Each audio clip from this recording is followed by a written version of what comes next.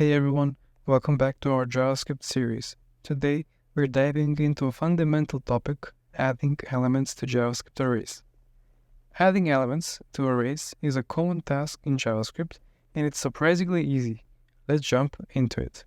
So, you can use the push method to add elements to the end of the array, and use the unshift method to add them to the beginning. It's that simple. Let me show you. So here we have our array console logged. And if we want to add an element to the beginning, we just type the array's name and dot unshift parentheses, and we add the element we want to add. So in this case, I'll just add numbers so it's easier to see. And let me just console log our array.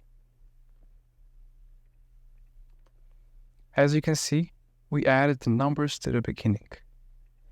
So let's demonstrate for push to add elements to the end.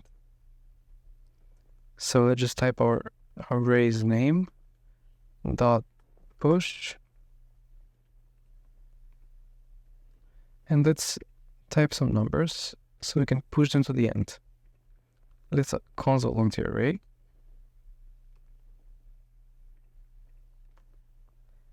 And as you can see, we pushed 1, 1, 1, 1, 1 to the end of the array. And there you have it. Adding elements to a JavaScript array is easy.